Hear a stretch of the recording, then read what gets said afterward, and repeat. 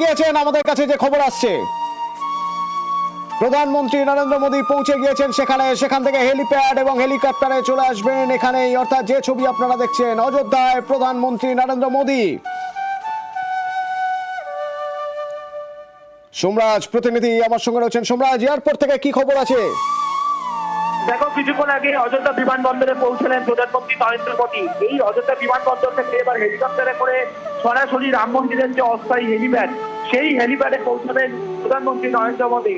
অস্থায়ী হেলিপ্যাডে পৌঁছেই তিনি রাম মন্দির চত্বরে আসবেন। এসে প্রথমত যারা আমন্ত্রিত অতিথি রয়েছেন তাদের সঙ্গে শুভেচ্ছা বিনিময় করবেন। শুভেচ্ছা বিনিময় করার পর রামলালার গর্ভ দিয়ে যে প্রাণ প্রতিষ্ঠা হবে, সেই প্রাণ প্রতিষ্ঠার অনুষ্ঠানে তিনি যোগ দেবেন। দুপুর 12:15 থেকে রামলালার প্রাণ প্রতিষ্ঠার অনুষ্ঠান শুরু হবে। দুপুর 12:15 থেকে 12:45 পর্যন্ত এই প্রাণ প্রতিষ্ঠার অনুষ্ঠান হবে। যে সময় গর্ভ দিয়ে থাকবেন প্রধানমন্ত্রী নরেন্দ্র মোদী সহ আরো 5 জন। পাশাপাশি তারপর বিশেষ আরতি অনুষ্ঠানে যোগ দেবেন প্রধানমন্ত্রী। আরতি অনুষ্ঠানে যোগ দেওয়ার পর তার পাশেই একটি সভার জায়গা করা হয়েছে, জনসভার জায়গা করা হয়েছে, যেখানে দুপুর 1টার সময় পৌঁছাবেন প্রধানমন্ত্রী। দুপুর 1টা থেকে 2টো সেই জনসভায় থাকবেন প্রধানমন্ত্রী নরেন্দ্র মোদী।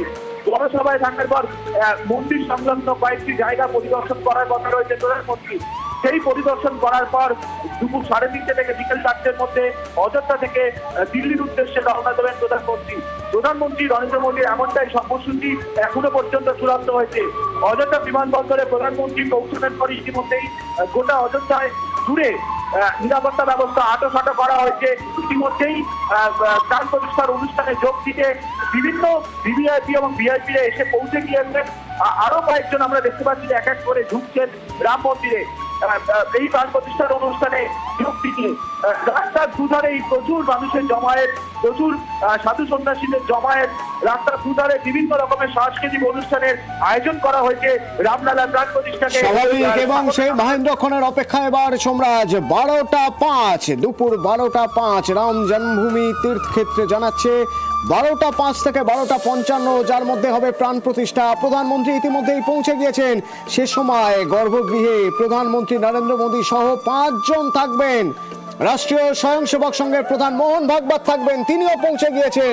থাকবেন মুখ্যমন্ত্রী উত্তরপ্রদেশে যোগী আদিত্যনাথ এবং রাজ্যপাল আনন্দীবেন পটেল, এবং এই রাম মন্দিরের ইতিহাসের সাক্ষী, বহু ঘটনার সাক্ষী প্রধান পুরোহিত সত্যেন্দ্রনাথ দাস, তিনিও থাকবেন। সত্যেন্দ্র দাস প্রধান পুরোহিত, তিনিও থাকবেন এবং থাকবেন আপনিও। তার কারণ সরাসরি ব্রেকলেস এই ছবি আমরা আপনাদের দেখাবো, সঙ্গে থাকুন।